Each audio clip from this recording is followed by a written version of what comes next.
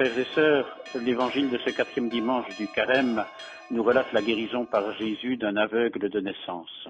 Le texte de l'évangile étant assez long, la liturgie fait quelques coupures pour rester dans une longueur adaptée à nos célébrations. Et si je vous dis cela qui apparaît peut-être anecdotique, c'est parce que je voudrais d'abord retenir un des passages peut-être les moins pris dans les liturgies dominicales. Il s'agit de ce court dialogue entre Jésus et ses disciples qui lui demandent « Rabbi, qui a péché, lui ou ses parents pour qu'il soit né aveugle ?» Et Jésus répond « Ni lui ni ses parents n'ont péché, mais c'était pour que les œuvres de Dieu se manifestent en lui. » Dans ce contexte de société où la pandémie du coronavirus atteint la planète tout entière, la question est souvent posée de savoir comment Dieu permet de tels drames ou pire, nous envoie de telles calamités. Où donc est Dieu, si Dieu existe? Nous voici au cœur d'une question à la fois redoutable et essentielle.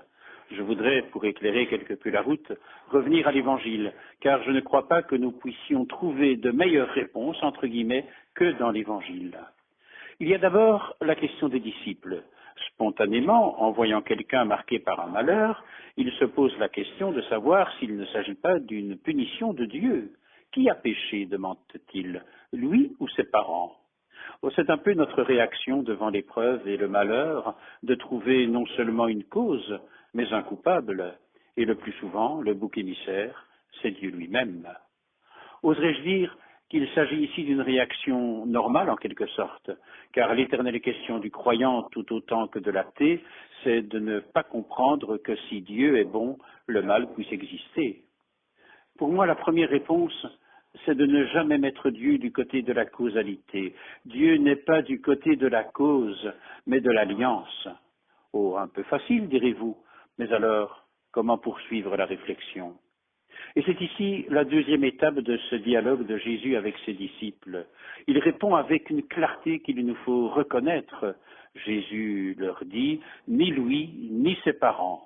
Cette réponse a l'avantage de la clarté. On sait au moins dans quelle direction il ne faut pas aller. La suite du texte alors est sans doute éclairante, même si le mal et le malheur restent un mystère.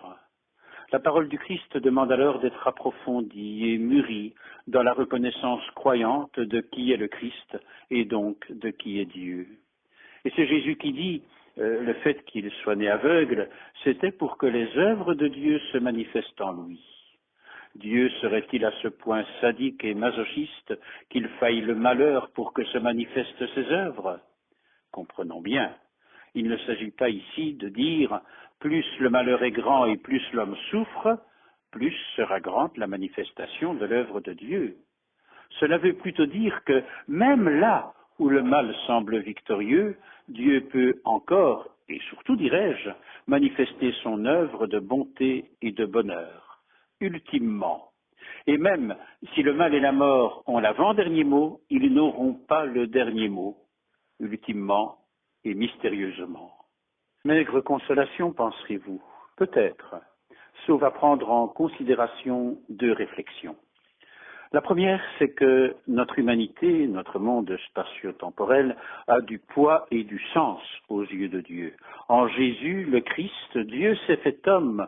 Nous reconnaissons que Dieu a voulu partager notre humanité en toutes choses, dit le Credo, excepté le péché dont il est venu nous libérer. Tout l'Évangile est là, pour nous dire la promesse de bonheur, la grandeur de l'amour et l'abondance de la vie de Dieu. Le grand mystère, c'est que ni la souffrance ni la mort n'ont été épargnés à Jésus, reconnu comme Dieu. Cela révèle que mystérieusement et profondément, la vie humaine a un sens, et que seule la résurrection vient éclairer ce sens. C'est aussi la preuve, je dirais plutôt le signe, que Dieu ne nous abandonne pas, malgré souvent les apparences trompeuses de son absence. Sa présence fait de lui un sauveur et non pas un sauveteur. Il faut aussi reconnaître, deuxième aspect, qu'au plan de la foi, le cap de notre destinée humaine, c'est l'éternité, c'est la résurrection, c'est Pâques. Notre humanité devient ainsi le lieu de gestation d'un avenir qui s'écrit en lettres d'éternité. Et nous le savons, saint Paul nous le rappelle, cela passe par les douleurs de l'enfantement. Avec un peu de salive, l'aveugle de l'Évangile a été guéri. Dieu compte sur nos techniques pour vaincre cette épidémie, et sur notre intelligence, bien sûr. Mais sa douceur et sa tendresse nous redisent que la vie a un sens, et que ce sens est en Dieu, et dans la fraternité, bien sûr, vécue et partagée entre nous. Amen.